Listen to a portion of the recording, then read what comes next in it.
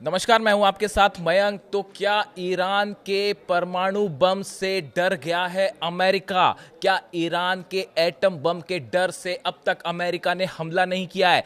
देखिए, आज मैं आपको पहली बार वो सबूत देने जा रहा हूं, पहला ऐसा खुलासा जो शायद आप पहली बार सुन रहे होंगे, जो इस बात की ओर इशारा कर रहा है कि या तो ईरान ने एटम बम बना लिया है या उसके बेहद करीब है और शायद अगले 1 या 2 दिन में टेस्ट हो सकता है।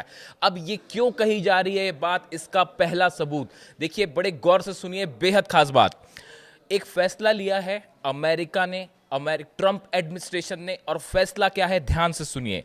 एक प्लेन है जिसका नाम है WC-135R कांस्टेंट फिनिक्स। ये एक प्लेन का नाम है, ठीक है। ये प्लेन अमेरिका से भेजा गया है मिडिल ईस्ट। अब इस प्लेन का काम क्या है? इस प्लेन का काम यह है कि क्या एटमॉस्फेयर में किसी तरह का रेडिएशन हुआ है, या परमाणु धमाके के बाद जो कण रिलीज होते हैं एटमॉस्फेयर में, ये उनके सैंपल्स लेके ये पता लगाने की कोशिश करता है कि क्या किसी देश ने परमाणु परीक्षण कर लिया है। बड़ी खबर, समझे आप इस बात को। अमेरिका की तरफ से ये प्लेन भेजा गया है मिडिल ईस्ट, शायद ईरान के लिए। अब कैसे एंटर होगा वो भगवान ही जाने, लेकिन जो है ये प्लेन भेजा गया है इस बात का पता लगाने के लिए कि क्या ईरान के एटमॉस्फेयर में किसी तरह के वो पार्टिकल्स हैं जो एटम बम के धमाके के बाद होते हैं, क्या किसी तरह का रेडिएशन है। देखिए, जो पहले खबर है मैं वो आपको बताऊं, ये कंफर्म खबर है, ये कोई सोर्स नहीं बता रहा है, ये कंफर्म खबर है। The Boeing WC-135R Constant Phoenix is a US Air Force aircraft that collects atmospheric samples to detect and identify nuclear explosions. Nuclear धमाके के बाद जो कण रिलीज होते हैं, ये उनका सैंपल्स लेता है एटमॉस्फेयर से। सैंपल लेके जाएगा और ये पता करेगा कि क्या भाई उस देश ने न्यूक्लियर टेस्ट तो नहीं कर लिया। अब ये प्लेन भेजा गया है। देखिए, अब्राहम लिंकन मौजूद है, दूसरा ब्यूटीफुल आर्माडा जिसको ट्रंप कह रहे हैं वो रवाना हो गया है, कह रहे हैं शायद दूसरा भेजना चाहते होंगे एयरक्राफ्ट करियर। इसके अलावा 5-6 बड़े डिस्ट्रॉयर्स तैनात हैं, सबमरीन्स तैनात है, 20 देशों की फोर्सेस तैनात है, F-16 तैनात है, F-35 पहुंच चुके हैं, B-2 बॉम्बर्स के डिएगो गार्सिया पहुंचने की खबर है, B-52 बॉम्बर्स भी पहुंच रहे हैं।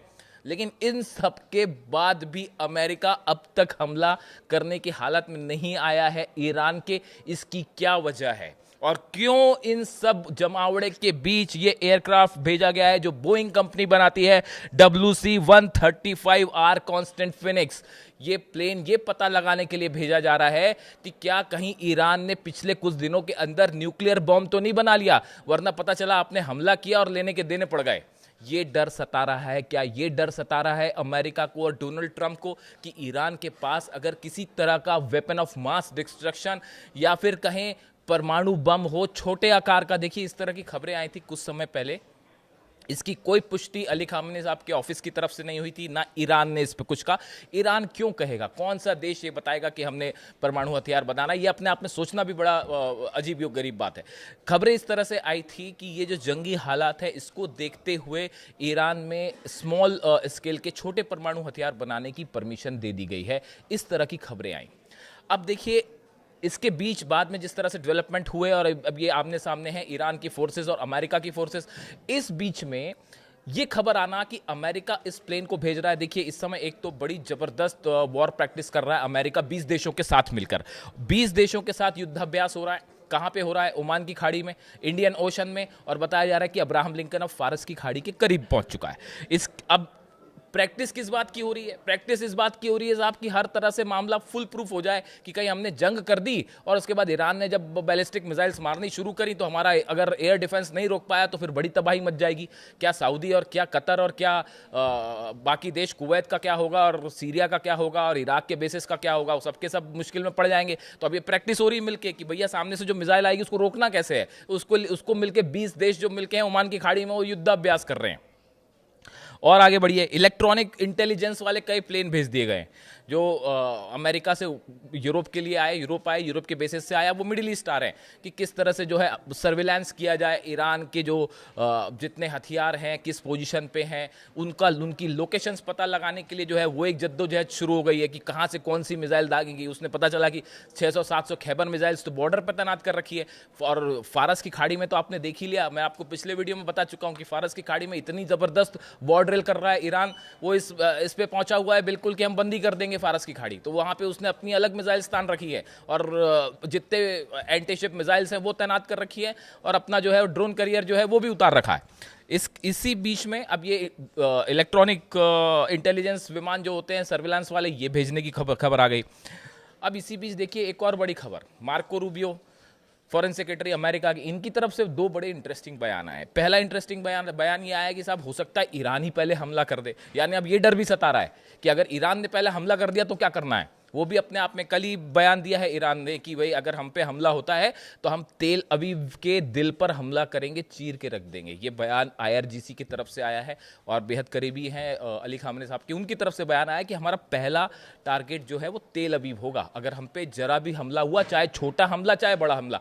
अच्छा, एक और बड़ी मजेदार खबर चल रही साहब, खबर ये चल रही है कि इस तरह की बात हो रही कि लिमिटेड स्ट्राइक की जाए, मतलब फुल फ्लेजेड वार न किया जाए, एक छोटा हमला जैसे होता है। पिछली बार 12 दिन की जंग हुई, उसके बाद बीच में B2 बॉम्बर्स आए, 3 जगह न्यूक्लियर ठिकानों पर बम बरसाए और चल दिए। तो अब अमेरिका क्या इस तरह की कोई प्लानिंग कर रहा है कि छोटा लिमिटेड हमला हो? ईरान ने कह दिया भैया ऐसा है, देखो छोटा या बड़ा हमला करे उसका मतलब आप समझ जाओ क्या होगा और उसका परिणाम फिर भुगतने के लिए तैयार रहना।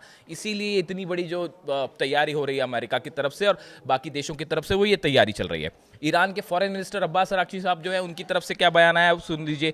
Iran foreign minister has warned that Tehran forces have their fingers on the trigger. वो उन्होंने कहा कि ईरान की जो सेना है और ट्रिगर पर जो है वो उंगली है, आपने हमला किया और उंगली दबी, and are ready to respond immediately and forcefully to any US military action.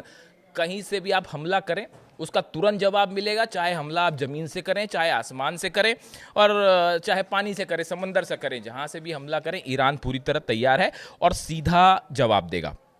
Iran ने यह भी कहा है कि जो फारस की खाड़ी है, हॉर्मुज, जिसको हॉर्मुज के इलाके में खास तौर पर जो जिस तरह से टेंशन देखा जा रहा है और अब्राहम लिंकन हॉर्मुज के करीब पहुंच रहा है, काफ़ी करीब है उसके, तो वहाँ पे ईरान की तरफ से कहा गया कि जो हॉर्मुज का इलाका है, जो फारस की खाड़ी है, ये ईरान की है और आसपास के जो देश हैं उनकी है। आप यहाँ पे आके अपना जो है, आपका क्या काम, आप यहाँ आके क्या कर रहे हैं, आप निकलिए यहाँ से। तो ईरान ने सीधी वार्निंग दे दी अमेरिका को कि इसको फौरन खाली करिए। वो एक अलग टेंशन खड़ी हो गई कि अगर हॉर्मुज को बंद कर दिया इन्होंने तो उसके बाद फिर तो आप देखिए कि ऑयल प्राइसेस कहाँ जाते हैं और जितना ट्रेड यहाँ से होता है 20% ऑयल यहीं से निकलता है, उसके बाद वो अलग अलग टेंशन खड़ी हो जाएगी। इसके अलावा देखिए जो एक दो खबरें और आई इसके अलावा कि जर्मनी के जो चांसलर हैं मर्ज, उनकी तरफ से एक बयान आया है। देखिए हर बयान को आप जब तस्वीरें जोड़ के देखते हैं तो आपको एक बड़ा पिक्चर मिलता है। उन्होंने कहा है कि it is just the matter of weeks जिसके अंदर हमला हो सकता है। यानी अब बात देखिए किस लेवल पर आ गई है, बात इस लेवल पर आ गई है कि हमला होना तय है, बस ये बचा है जानना कि हमला कब होता है और पहले ईरान करता है या अमेरिका करता है। जर्मन के चांसलर भी ये कह रहे हैं कि बस कुछ ही हफ्तों की बात और है और हमला हो जाएगा। अब देखिए इसमें एक बहुत बड़ी इंटरेस्टिंग बात है। बड़ी इंटरेस्टिंग बात यह है कि डोनाल्ड ट्रंप का जो नया बयान आया, आपने पता नहीं कल देखा नहीं देखा, उस बयान में उन्होंने कहा है कि ईरान फौरन हमसे जो है वो न्यूक्लियर डील पर समझौता कर ले और अगर समझौता नहीं करेगा तो परिणाम भुगतने के लिए तैयार रहे। अब इसको लेकर देखिए मैं अपना एनालिसिस बताऊं उसके पहले आपको जियोपॉलिटिकल एक्सपर्ट हैं स्टेनली जॉन, इनकी तरफ से एक बयान आया है, पहले मैं आपको वो समझाता हूं। स्टेनली जॉन ने लिखा है कि डोनाल्ड ट्रंप बार बार गोल पोस्ट बदल रहे हैं, he is changing goal post. पहले वो कहते रहे डोनाल्ड ट्रंप की धमकियों को अगर आप डिकोड करें, उनके बयान आप समझिए। देखिए कोई भी शख्स या अमेरिकन प्रेसिडेंट या कोई भी बड़ा नेता जब बयान देता है तो जो जानकार होते हैं वो उनके बयान का नेचर समझने की कोशिश करते हैं कि भाई सामने वाला किस नेचर के बयान दे रहा है, उसके पीछे उनकी मंशा क्या है। अब आप समझिए, डोनाल्ड ट्रंप अभी तक ये बात करते रहे कि प्रदर्शनकारी जो हैं उनको बचाने के लिए हम हमला करेंगे और ईरान में जो है वो प्रदर्शनकारियों पर हमले हो रहे हैं, अत्याचार हो रहे हैं, अगर फांसी दी जाएगी तो हम हमले करेंगे। यानी डोनाल्ड ट्रंप का मुख्य केंद्र क्या था? ईरान का प्रदर्शन।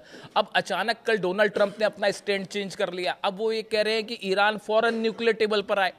तो देखिए गोल पोस्ट चेंज हो गई, यही कह रहे हैं, ये कहना है जियोपॉलिटिकल एक्सपर्ट है स्टेनली जॉन का। उन्होंने जो लिखा है मैं उनके शब्द बता दूं। Until now Trump was talking about the protesters but today he said time is running out for Iran to make a nuclear deal. अब वो प्रदर्शनकारी से न्यूक्लियर डील पर आ गए हैं Trump. If Trump had obliterated Iran nuclear, ये obliterated word तब से पॉपुलर हो गया जब डोनाल्ड ट्रम्प ने व्हाइट हाउस में कहा था कि हमने ईरान के जितने परमाणु ठिकाने हैं उनको हमने पूरी तरह से खत्म कर दिया। ऑब्लिटरेटेड मतलब पूरी तरह से खत्म हो गए। अब देखिए जो स्टेनली जॉन है ये क्या लिख रहे हैं।